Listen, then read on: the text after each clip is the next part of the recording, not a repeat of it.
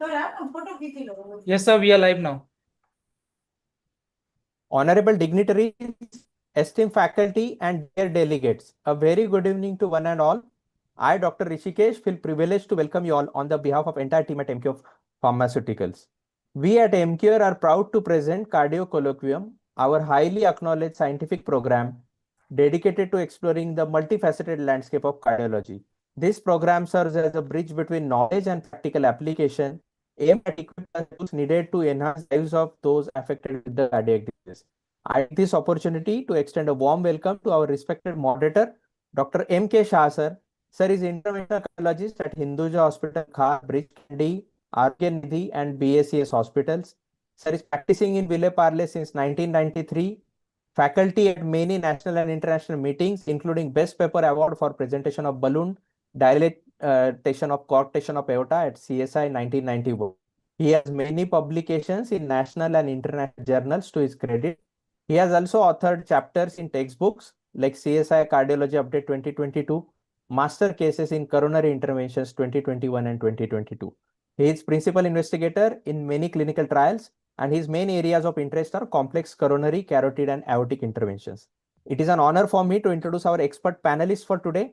We have Dr. Ankit Dedia, sir, cardiologist at Holy Family Hospital, Bandra, Mumbai, and Dr. Harish Bajaj, sir, cardiologist at Lilavati Hospital, Bandra, Mumbai.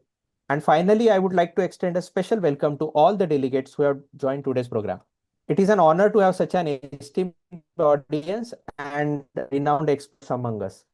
Let me brief you all on the meeting agenda for today. We'll start the program with the session on optimal selection of RASI in post-MI patients by our moderator, Dr. M.K. Shah, sir. And this will be followed by a panel discussion where expert panelists, Dr. Ankit Dedia, sir, and Dr. Harish Bajaj, sir, participate.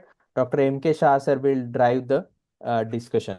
So without further ado, I would like to invite Dr. M.K. Shah, sir, to deliver the session and formally start the program. Over to you. Thank you, Rishikesh, for today's opportunity.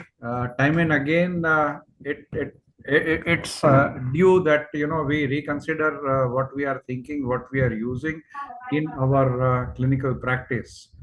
So uh, I'll share my presentation over here, and let me know if you are able to see the presentation. Can you see the presentation? Yes, sir. Sir, just request to make it full screen. It is full screen. No, it is showing presenter mode. So you can click on those three dots. It will in the bottom. There is some challenge there. Yeah. I will stop sharing and restart sharing. Maybe I have selected some wrong screen. Is it full mode now? Yes, sir. Now we can see. But I am seeing your video over here. I'm not seeing presentation here. Fine. Okay. I have two screens connected over here. So that's the reason. Okay, friends. As I told you, time and again, we have to rethink our strategies, and particularly when newer molecules, newer modalities of therapy come with some overwhelming response in certain segments of heart diseases, many times we do get carried away. So today's session is about how to optimally select the RAS inhibitor in post-myocardial infarction subset. It is this subset where it's a very critical juncture in a patient's cardiovascular disease continuum. It's a very sensitive subset because post myocardial infarction, next couple of days, weeks, or months are going to be extremely high risk, not only for recurrent of angina, recurrent of infarction, but also in terms of mortality, heart failure, and its consequences. So we are going to review things in terms of use of ARBs, ARNI in post-MI, and use of ACE inhibitors. And finally, we are going to summarize it by looking at what current guidelines say about these situations. Going over to ARBs. The key evidence of ARB in post-myocardial infarction, there were two significant trials done in 2002, 2003. One was Optimal and second was one was Valiant. In Optimal, losartan 50 milligram once daily was compared with captopril, ARB versus angiotensin ACE inhibitor, angiotensin converting enzyme inhibitor. Captopril dose was 53 times a day and losartan was 50 milligram once a day. There was no significant difference in total mortality in favor of captopril. So numerically better with captopril, statistically no significant difference between the groups. Valiant trial, a large trial, 14,000, 15,000 patients studied, and it was again found valsartan was as effective as captopril in patients who are at high risk of CV event after myocardial infarction. So these were high risk myocardial infarction patients who were studied, and obviously we know very clearly that ACE and ARB should not be combined together. Combination was tried way back in 2003 and it was found to be harmful, so that should never be combined, any ACE inhibitors or ARB in in an individual patient. The primary risk in this kind of patients is because of the worsening of renal function. This is the infographics of optimal trial. It was an optimal trial in myocardial infarction with angiotensin 2 antagonist losartan. As we have said, the p-value was not significant. Losartan versus captopril primary endpoint. And the decision was that ACE inhibitor should remain the first choice in patients after complicated acute infarction, and losartan cannot generally be recommended in this group of patients. So primary endpoint, if you see,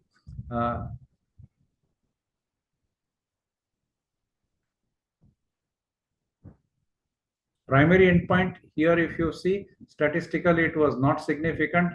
Numerically it was favoring captopril in terms of endpoint rates.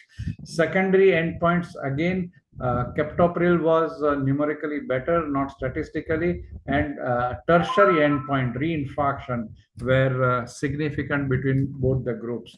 This is the infographics of Valiant trial, valsartan and acute myocardial infarction.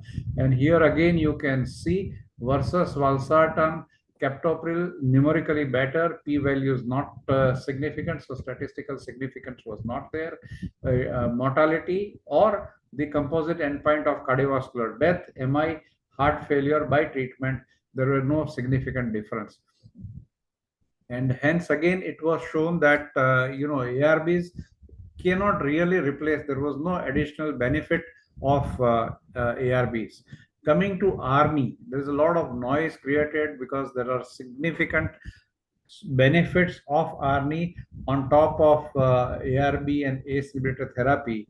So this was the Paradise MI trial. Paradise MI trial was presented in ACC in 2021, where neprilysin inhibition following acute infarction. What do the results say? The design of the trial was patients were either on ramipril 5 milligram twice a day or sacubitril valsartan up to 200 milligram twice a day. Almost 3,000 patients in each group. There were no running period, prior heart failure, clinical instability, and CKD EGFR less than 30 that would fall into CKD stage 4. Those were the exclusions. The selection of patient was high-risk patients, acute MI within half a day to 7 days, ejection fraction less than 40, with or without pulmonary congestion, plus any of the risk enhancing factor like extreme of age more than 70, EGFR less than 60, diabetes, previous myocardial infarction, atrial fibrillation, EF less than 30, Phillips class 3. So these were really a high risk group of acute myocardial infarction, and it was an event driven trial. So trial will continue till at least 711 events they accumulate, and that's why this trial, whenever it gets over, it reaches statistical conclusion.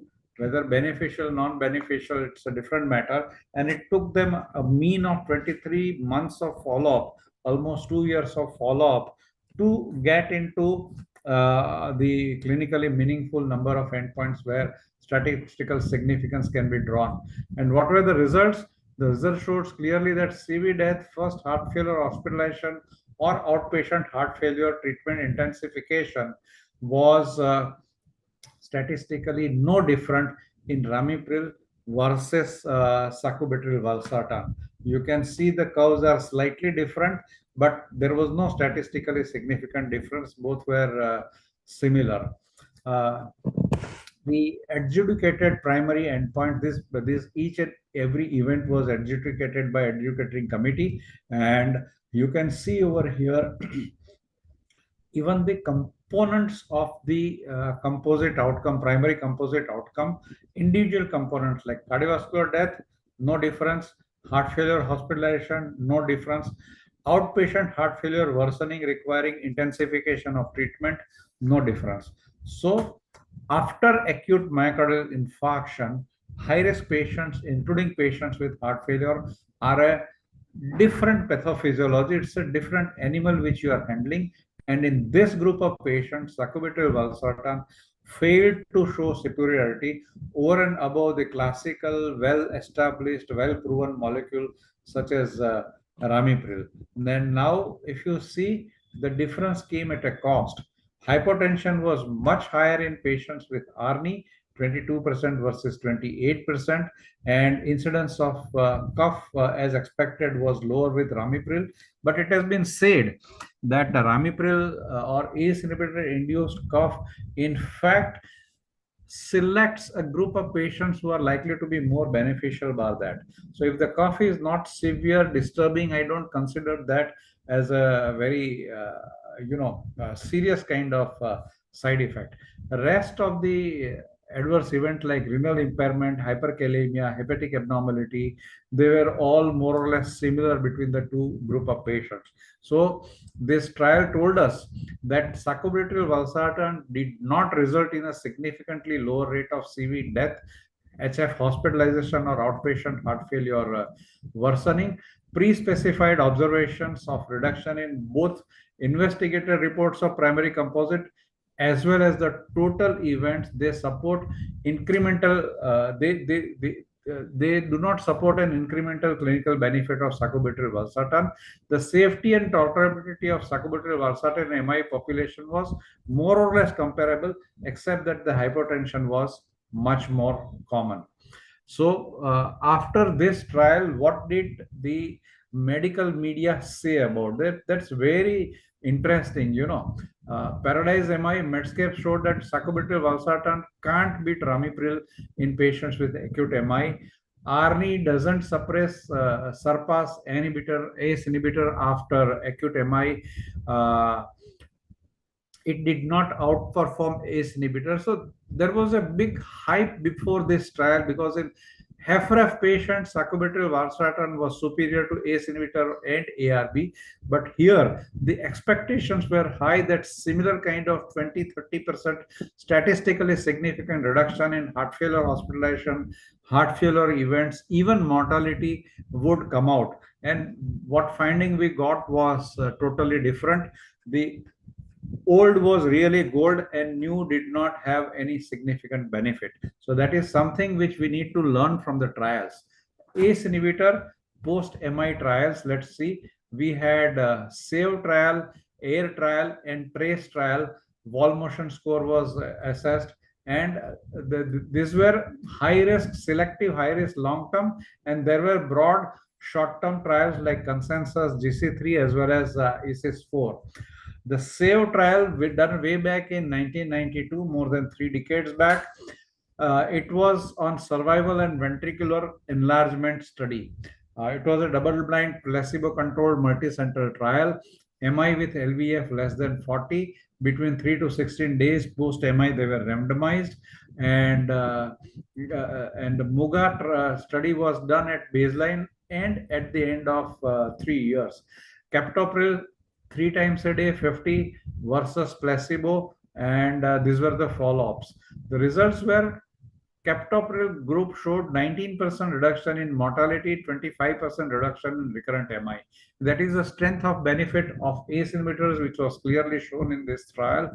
The cavity dilatation was reduced. That means ventricular remodeling came down. Reverse remodeling was, this is a surrogate endpoint for ventricular function, which is associated with not only clinical heart failure events, but all cause and cardiovascular mortality.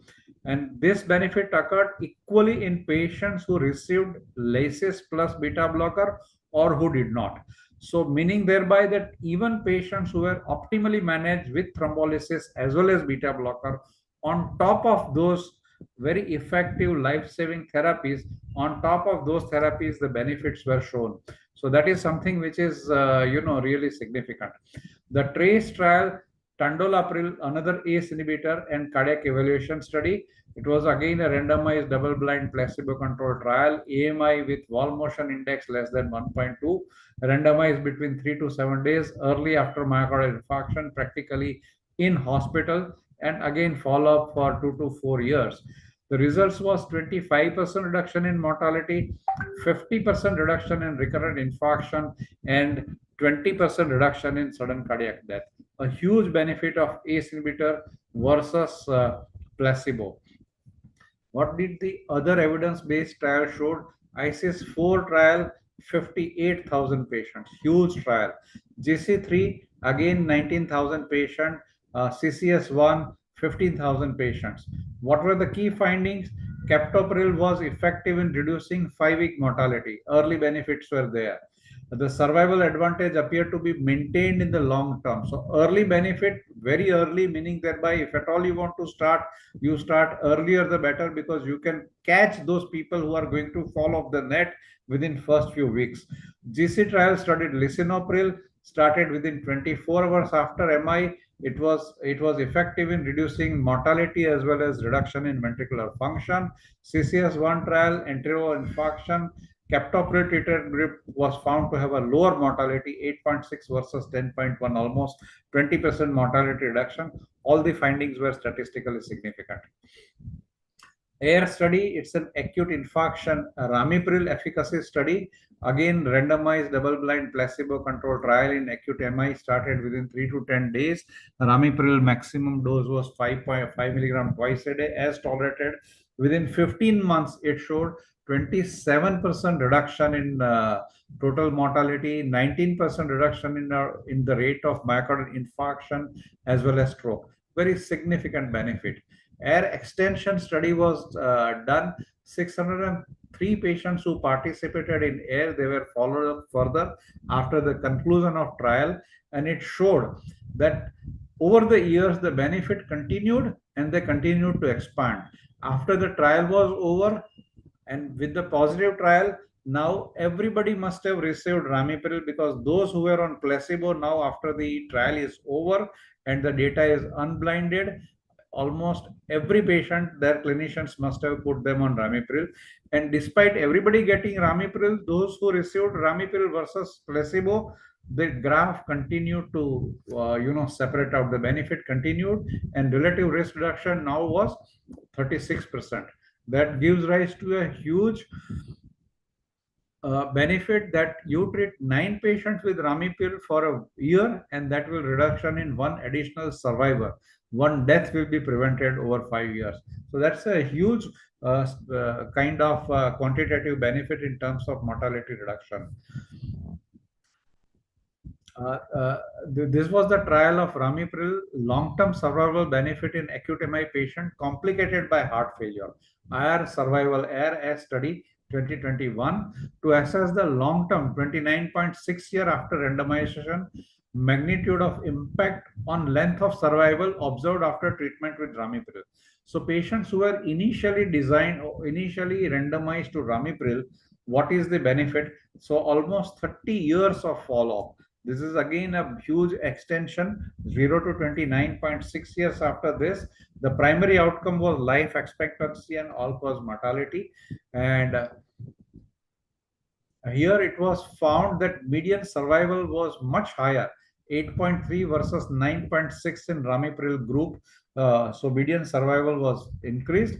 That showed that on an average, people who were on Ramipril, their life got extended by 14.5 months. So almost 1.25 year increment in patients' life expectancy. That's a huge benefit.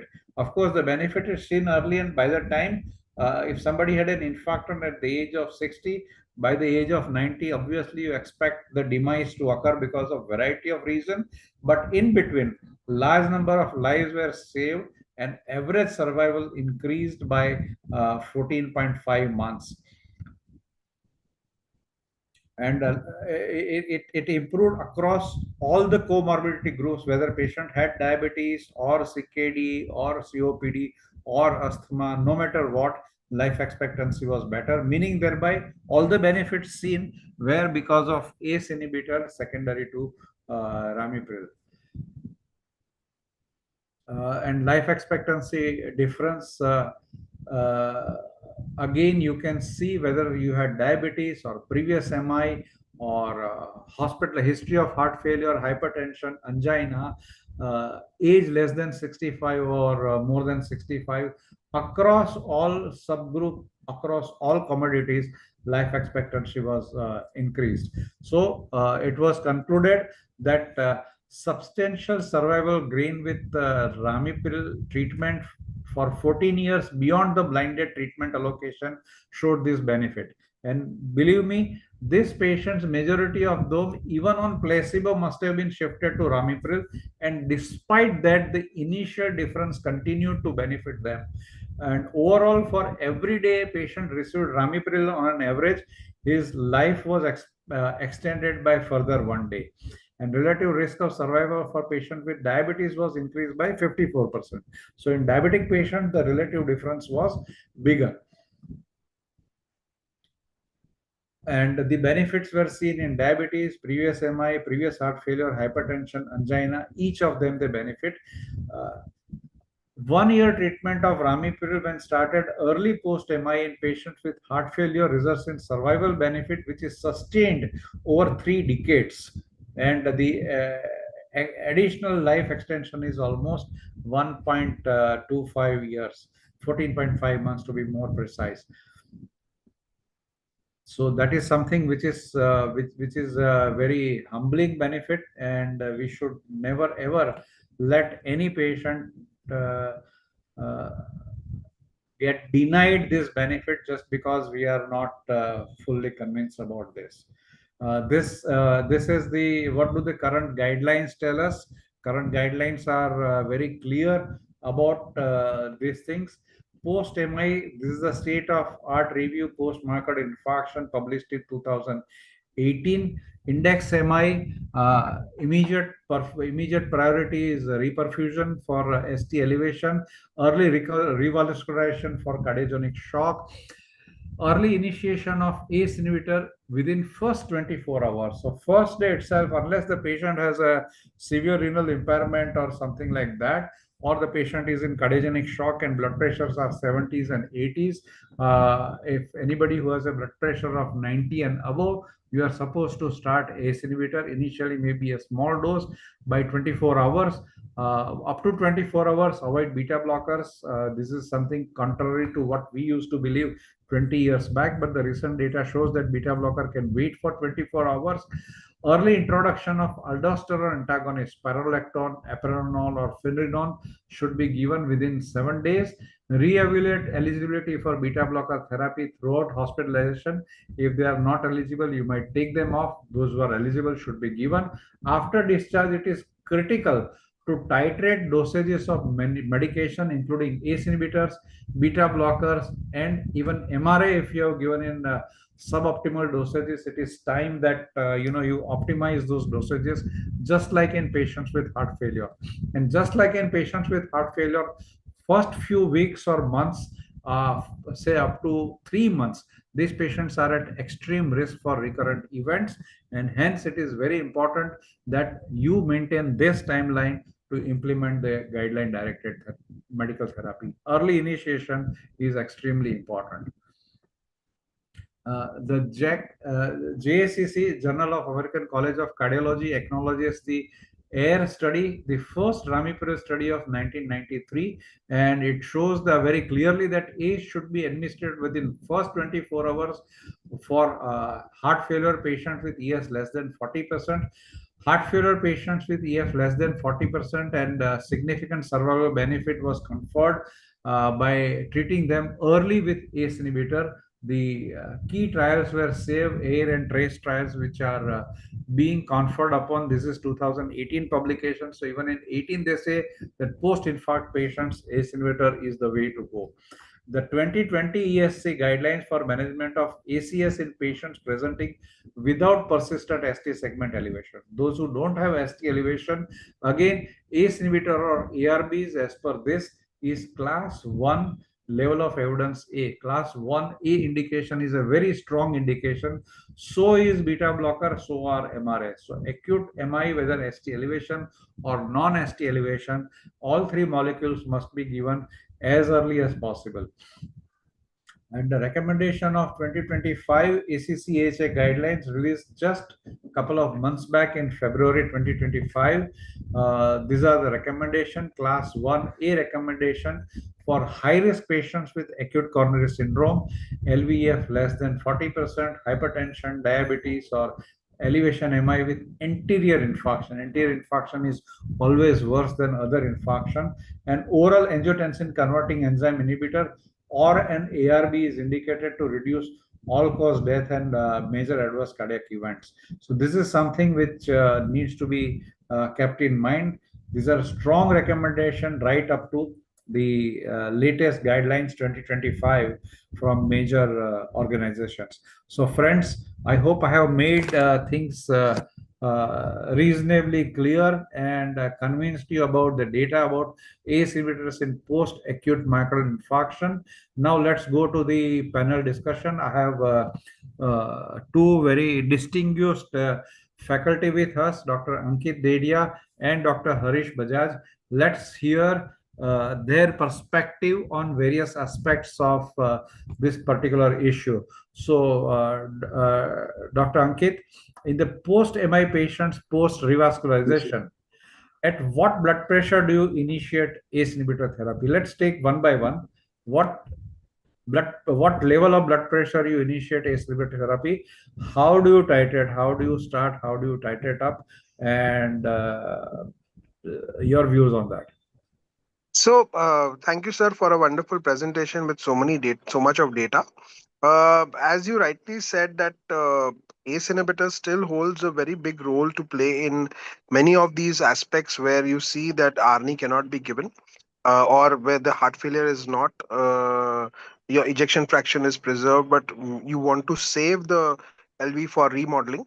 So yes, I generally start with cardase at a lower dose, 1.25, and up titrate it as per the potassium and the creatinine. But if the patient's blood pressure is good enough, maybe if it's above 110 or so, I'll start it at 1.25 or 2.5 and check the blood pressure regularly and up titrate the dose to the maximum tolerated dose. If the patient's BP sometimes becomes 90/60 or 90/50, but patient is asymptomatic, uh, I would not de-escalate the dose. I would continue the dose because benefits of cardase would be very significantly higher as compared to the stopping the drug. So, depending if the patient is not having any clinical symptoms of hypotension or postural symptoms of giddiness or anything, then I would continue. I would accept a BP of 90/60. I would accept the BP of 90/60. And yes, gradual up titration of the dose should be done. 1.25 onwards. 2.5 is the most tolerable dose according to me. But yes, many of my patients are on 5 milligrams also for cardase. Yes, I agree with Ankit. Start with very low dose, 1.25 milligram twice a day. So far as that blood pressure remains 90 and above, particularly I ask my staff to check it in standing posture. And if the standing blood pressure remains above 90 and patient does not have symptoms of postural hypotension, we go ahead and titrate up. And titration happens fairly rapidly, 1.25 first day, and third day or fourth day, we go up to 2.5 twice a day. And on follow-up first visit, few days after discharge, if the pressure is 90 and above, particularly standing posture, no postural hypotension, straightway go ahead and put it 5 milligram twice a day. Even 90 milligram, you can step up, provided you checked it in a standing posture and patient does not have symptoms. Because many times very small frame patients, when we see even 80 and 85, the systolic blood pressure, they tolerate very well. So 90 is fairly good blood pressure to titrate up. I fully agree with you. Any comment, Dr. Harish? I mean, I agree with both of you. Very nice presentation. So when Dr. M.K. Shah is speaking, everyone, is very alert, robust voice. Yes. I mean, we do agree. Many times what happens, patient who get an inferior wall MI and not the cardiologists are present 24 hours in ICCU and many times the intensive RMOs are there. So you may not jump so much on ACE inhibitors or even any of the antihypertensive inferior wall MI, even beta blockers because you are worried the lower blood pressure, they can go again into hypertension or not. Entry wall MI, definitely you preferred ACE inhibitor, whatever dose you can start. And you see, unless patient has got a very low EF and going to the failure or the low blood pressure, but surely the mortality benefit is much more higher, almost 25 to 35%. And whatever is the dosage, earlier you start is better. There was some time, even if you start within first hour, also it is very helpful. Except over the period, I think the surgeons, bypass surgeons, they wanted to stop ACE inhibitor before surgery. Otherwise, I think I agree with most of the sayings. Thank you. And sicker the patient, more is the benefit. More the comorbidities, more the adverse features patient is carrying, benefit is more. Let's go to the next question. This is for Dr. Harish. Will you switch the patient to an ACE inhibitor if the patient at the time of MI was receiving ARB? Say patient had hypertension, patient had heart failure, and somebody had put him on ARB. He has a myocardial infarction. He has come to you now. What would you do? Would you switch over to ACE inhibitor? Would you continue with ARB? And what are your thought process when you? I think overall for most of the MD physician and the cardiologist, ACE inhibitor ARB is more of a group effect. It's a class effect. So whatever patient is taking the medicine and is tolerating, usually you may not change unless for the blood pressure you want to change the dosages or stop for momentarily. But changing from ARB to ACE inhibitor is not common practice. I think even the trials have shown the mortality benefit percentage wise, ACE inhibitor ARB is not much different. Like you see captopril, losartan, it is not proven that really losartan is better than, but maybe the similar effect if you take a meta-analysis. So overall, we don't shift. Only thing that ARB may have a lesser cough. That's a one side effect, maybe 5-10%. Otherwise, almost both are equally good. So we don't switch normally. Thank you. Correct. Normally we don't switch, but in very high risk patients, I would go for even that small numerical benefit which ACE inhibitor might have. I may not do it on the first day because on the first day it's unnecessary to change over, but couple of days down the line, very high risk patients, I would think of changing to a very strong, robust evidence-based benefit which has been shown by ACE. ACE inhibitors. So that's what sometimes, but this is a personal choice. We do not have a very robust data of superiority of ACE inhibitor over the ARB. So I do agree. And it has been said that the cough is mediated by bradykinin. That's the pathway which ARB does not block. And that bradykinin in itself has a vascular benefits, vasodilator benefits, etc. And that could be identifying a group of patients where the benefits are likely to be more. That's just an observation, not a strong this thing. Coming back to Dr. Ankit, what do you feel? How early do you think an ARNI can be initiated in a patient post myocardial infarction? Or rather, I would modify the question: in which patients you would consider ARNI, and when after myocardial infarction? Within couple of days, weeks, months? Heart failure, no heart failure, reduced ejection fraction, no reduced ejection fraction? Give us your views. So, thank you, sir. Uh, See, Arni has a very specific indication where reduced ejection fraction heart failure patients post MI. Suppose a patient has got an MI and EF is gone below 40. Then Arni has a very big role to play to avoid further worsening of the LV dysfunction. Also, to regain the LV back, so Arni has to be initiated as early as possible if the patient is dry, is not wet, if the potassium creates are okay post PCI or post angiography or post stenting, if the creatinine and potassium are okay, then as early as shifting from the patient from the ICU to the ward, I would start straight away. But in a post MI patients whose EF is K, whose LV is not capacity is 50, 55, then in such a patient, I would initiate a ACE inhibitor like a cardase. But at the same time, looking at the potassium creat, just shifting it the patient outside the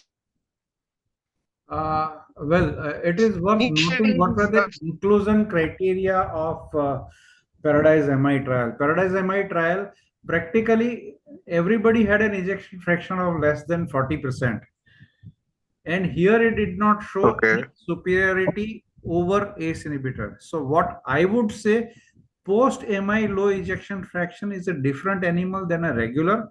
The classical Army trial in heart failure with reduced ejection fraction, they were stable patients. They did not have an acute event couple of days, weeks, or months back. They did not have an acute myocardial infarction. There it did show a significant 20-25% reduction in major adverse cardiac events as well as 20% reduction in mortality, a huge benefit. That benefit was not seen if the patients were equally or more sick in a post myocardial infarction. And that is the reason in this group of patients, if I had to consider switchover, I would consider it after a couple of weeks or months. Immediately they will go on ACE inhibitor because these are exactly the class of patients which are included. See the inclusion: EF less than 40 and pulmonary congestion. And on top of that, they had to have some high risk factors. Even in those high risk factors, probably ARNI was not as well tolerated as ACE inhibitors, but it did not show any significant benefit. So something is happening on ARNI arm over this group of patients, and that's why probably I would wait for a couple of weeks or months and see if the patient is doing well. Ejection fraction is more than 40, I would not switch over. If it's less than 40, patient has a symptomatic heart failure, I would definitely go ahead and give him the benefit of ARNI, because now that patient will fit into the inclusion criteria of Paradise trial. So what do you think, Harish?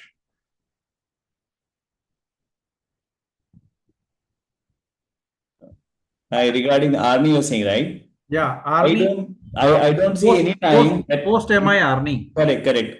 I don't see any hospital, any cardiologist that patient got an MI, even though interval MI, and ARNI is given in first 24 hours or 48 hours.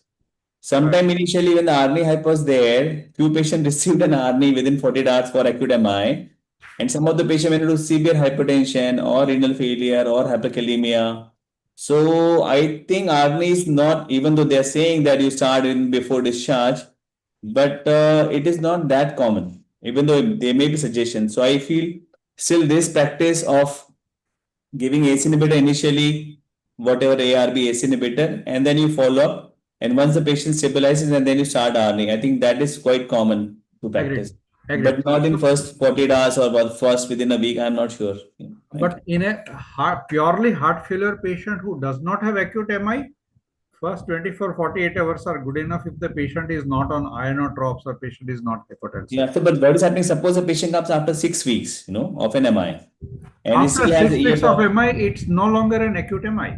Yeah, correct. Yeah, It's no longer an acute MI. Then the whole subclass changes, whole recommendation changes, everything changes. Now the next question is to you, Harish. Post revascularization, angioplasty or bypass surgery, if you find LV systolic dysfunction, EF is less than 40, patient does not have a clinical heart failure. He is NYHA class 1, he does not have congestion, he does not have edema, he does not have craps, he does not have orthopnea, PND. Would you use RAS inhibitor either in the form of ACE inhibitor or ARNI. Yeah. The See, the question is a practice, little vague whether we are talking practice, about yeah, understood. acute MI Practice, revascularization or a Mhm. chronic coronary syndrome revascularization. See, practice 15, 20 years ago, almost 40% of palmy plasties were chronic patients. But Right. now you see almost 80 to 90% patient have ACS. Right. So I think the word rule stays in acute MI, same is here for an ARNI. As the 90% of patient, they come with an acute angina, with ECG fluctuating changes, tropa elevated, and you do plasty. 30 to 40% is an emergency late evening or night plasty. So we don't touch such patients with ARNI. So rule goes same, you use ACE inhibitor or ARB for EF below 40%.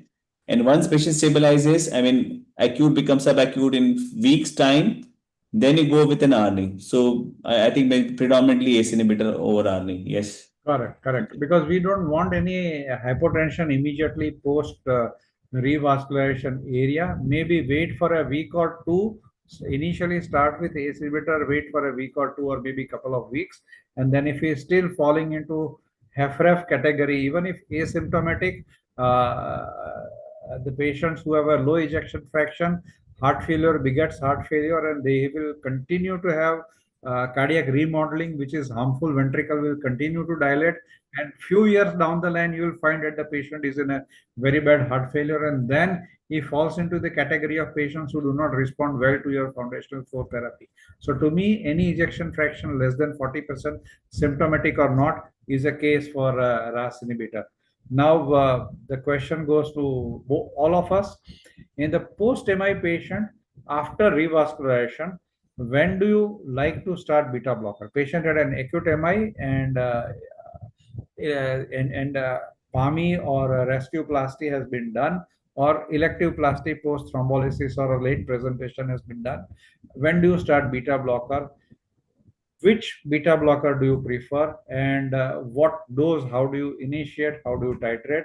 And what are your thoughts about combination of ACE inhibitor plus beta blocker?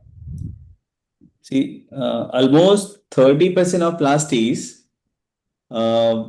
patient has tachycardia during angioplasty. So it is quite common that we just give injectable metoprolol during the plasty is going on itself. Because if you moment you see the heart rate is above 90, 100, you would inject more contrast, the visibility is not good. So beta blockers are so common that many times even before taking patient for like patients come into ICU and you find there is tachycardia with a higher blood pressure, entry-wall MI, not in failure grossly. You give beta blockers, even like injectable Harrison dose before brown wall 444. So it is not uncommon using beta lock injectable 5 milligram, 10 milligram, even 12 to 14 milligram. So you can start before plasty, during plasty, or at the earliest, unless it is contraindicated. Contraindicate same thing: severe bradycardia, heart block, hypertension, heart failure, rarely wheezing. I mean, we had a patient 2 days ago. Patient we put on bisoprolol. Patient had AF with the hypertension, even after cardron, this tachycardia. And moment he gave bisoprolol, within 12 hours he had a severe wheeze. So our MD medicine has to stop. Given bisoprolol also, they found nebivolol better than bisoprolol maybe, but still wheeze can happen with anything. So when you give an injectable metoprolol, then you stick to metoprolol. Maybe arrhythmias are lesser, but it could be a class effect, but it's a personal choice. Either metoprolol, bisoprolol, then you see the side effect. And go to the maximum dose, so the heart rate stays around 65, 70. And even if patient walks, it should stay like that. 50, 55, the books mention, but many times patient do not tolerate. So still, I think 65, keeping the heart rate around 65 and the maximum dose is quite better. Thank you. Particularly in acute situation, you do not try out extremely low heart rate. I do agree 65 should be the target. If somebody achieves 70, then you can wait for a few days, because many times within a day or two, you don't get the peak effect of beta blocker coming. And the anxiety related little higher heart rate is going to stabilize in couple of days down the line, or once he goes home. So I do agree it should be a bit slow titration. But yes, if somebody whom you have given 25 or 50 milligram of metoprolol, and on next day also his heart rate is 80s and 90s, even at rest, when he is not doing anything, he is not anxious, probably there's a time when you can go from 25 to 50 to 50 to 100 milligram. And what's your thought about the combination of ACE inhibitor beta blocker in this situation? The patient had an MI Yes, within revascularization and normally within few hours, within few days, we don't go with combinations. absolutely. Once you discharge patient 3, 5, 7 days and follow up patient tolerates, then you do. Otherwise, combinations in acutely we don't use. Still, I think after a month we have 90% patients only on combination, not as a alone drug. But initially we don't use combinations. Your views, Ankit.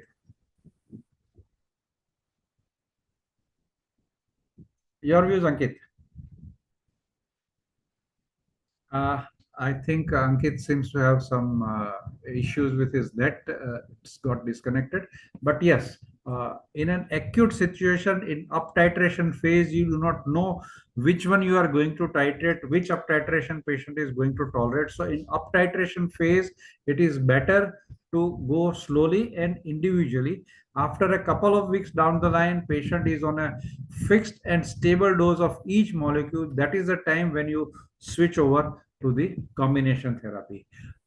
If Ankit is Yeah. there, the question for Ankit, do you Yeah. consider anti-pro-BNP as a Yeah. deciding marker for choosing ARNI over Ramipril? Now it is not very defined in the question whether talking about regular heart failure patient who has come to your OPD or acute worsening. We're talking about acute MI. But would anti-pro-BNP a deciding factor between ARNI and Ramipril? No, I personally I don't feel that deciding factor, but yeah, we do check anti-pro-BNP patient in all our acute MIs and in heart failure patients. But the treatment modality will be decided based on the patient's condition and ejection fraction and the timeline from the acute MI or if it's a chronic heart failure, again it's going to be ARNI. But in an acute MI patient, which I'm expecting the question to be, then in that situation, even though NT-proBNP is high, uh, first few weeks, I would still recommend patient to be on ACE inhibitor. Correct. So we do expect NT-proBNP to be elevated in acute MI, particularly large MI with a reduced ejection fraction or high risk MIs. And that is not really the deciding criteria. None of the trial, there was a criteria that if NT-proBNP is this much, you give ACE inhibitor, otherwise you don't give. So yes, I do agree. NT-proBNP, we do it, and that kind of works as a baseline value against which few days, weeks, or months down the line you compare how much is the patient's improvement, whether the patient has residual LV dysfunction, heart failure or not. But that's not the deciding criteria. No matter what is your anti-pro BNP, acute MI, we would be going for Ramipril. The focus again on Harish. Will you start ACE inhibitor in all the patients with ACS, whether revascularization procedure was performed or not, to get the mortality benefit? So is revascularization a deciding element whether to start ACE inhibitor or not, or all acute MI patients would receive ACE inhibitors? Usually, we start ACE inhibitor only for the patients who have, for example, either a diabetes or those who have hypertension or those who have EF going below 40%. Correct. Just having an ACS without diabetes, without hypertension, EF is 60%, maybe like an inferior MI, we don't start ACE inhibitor. So entry MI with EF below 40% or hypertension or diabetes, then you start ACE inhibitor, but not, it is not that all patients used to start. Thank you. Right. Any opinion, Ankit?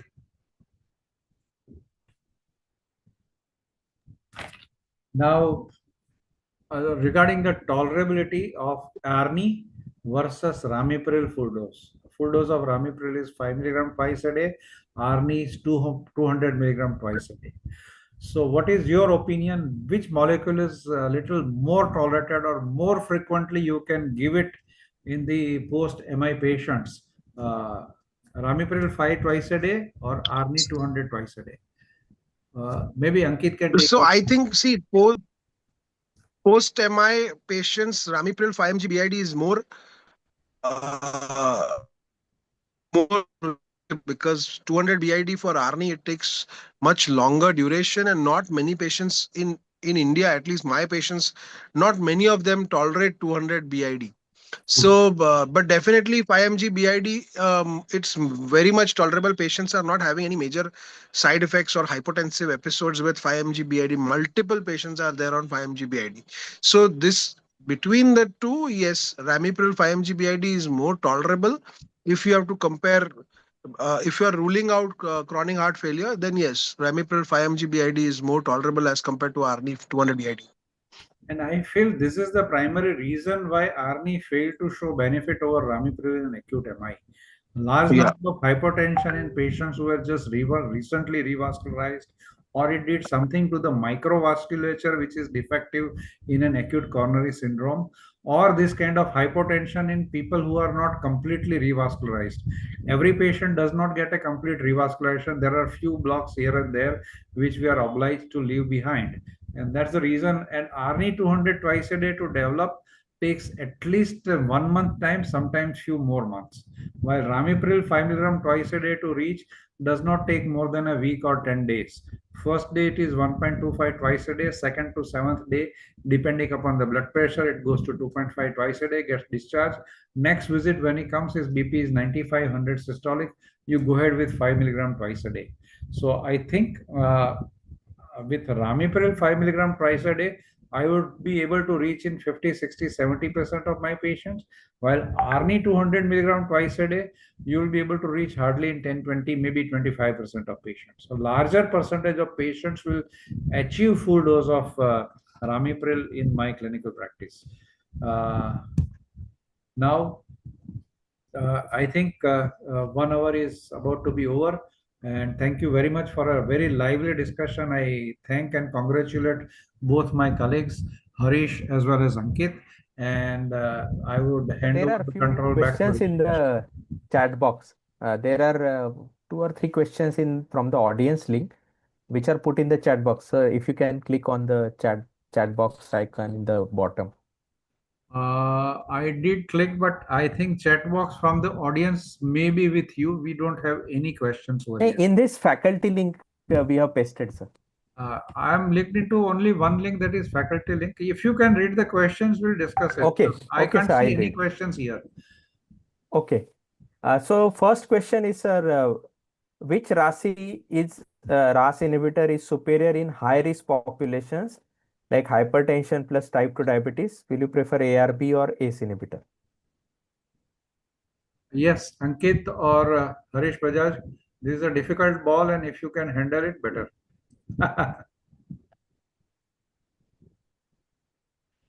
This is not Hello. about an Yeah. acute my patient. Yeah. So again, the question is which RAS inhibitor is superior in high risk population, hypertensive and diabetic? So again, see, this is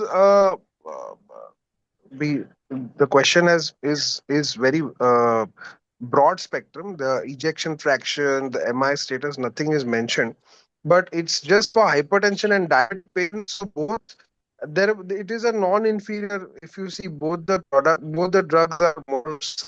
So, but both are equally good. I don't think there is anyone additional edge. But as I said, post MI patients, if the patient had advocated or something like that, then ACE would have a slightly better edge of the abuse.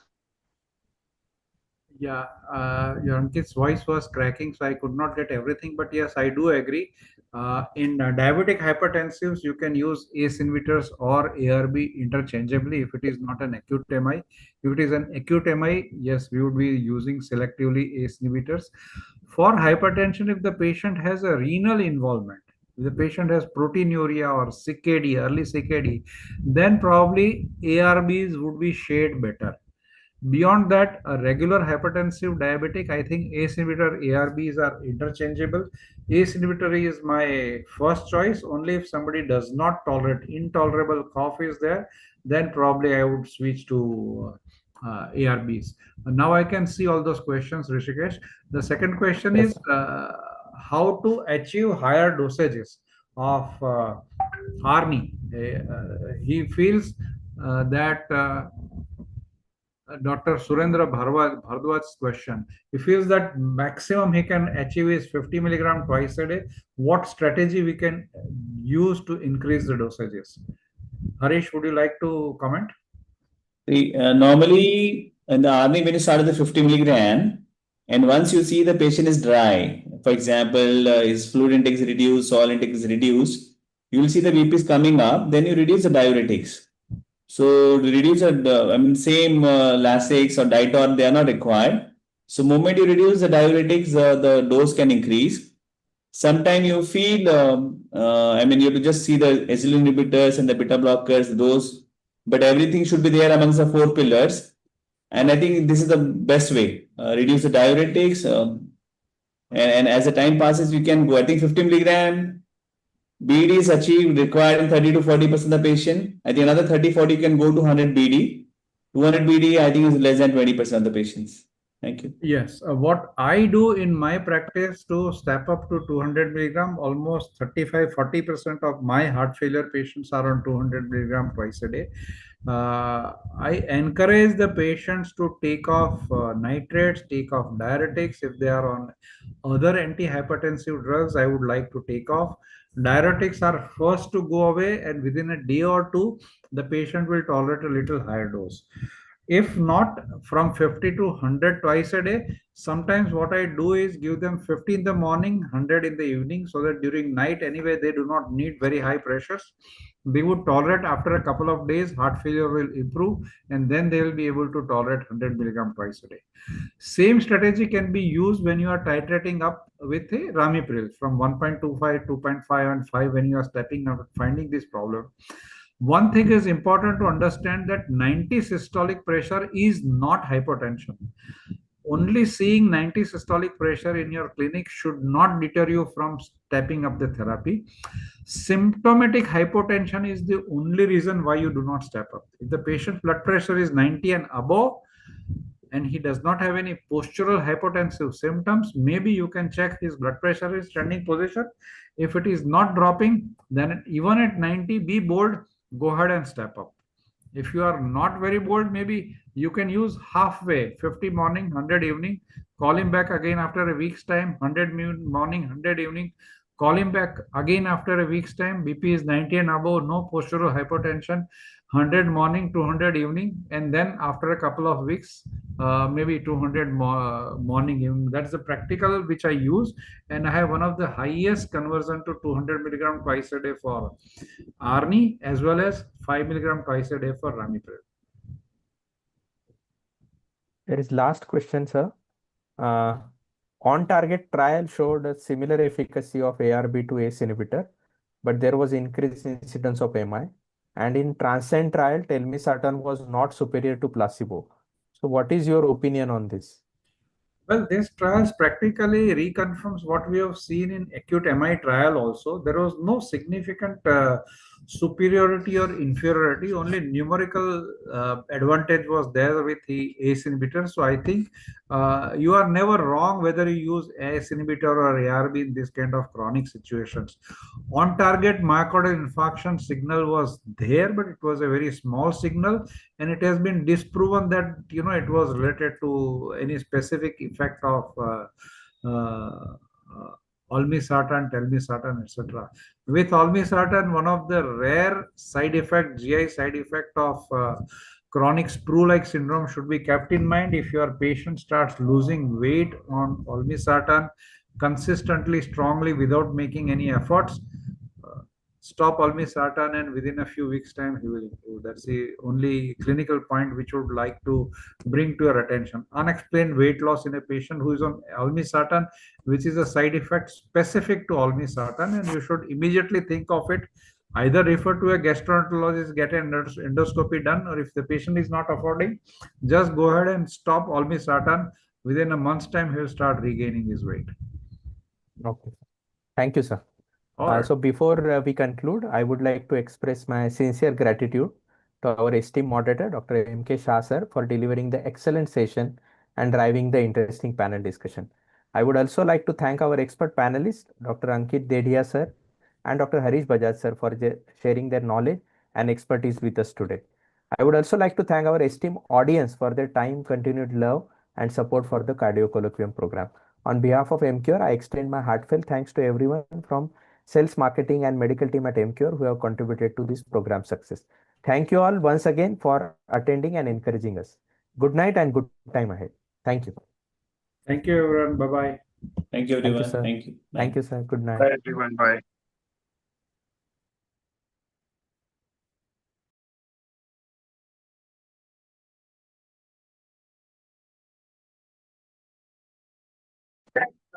Thanks, Ankit, for hosting the event. Thanks, Dr. Sapna, for connecting.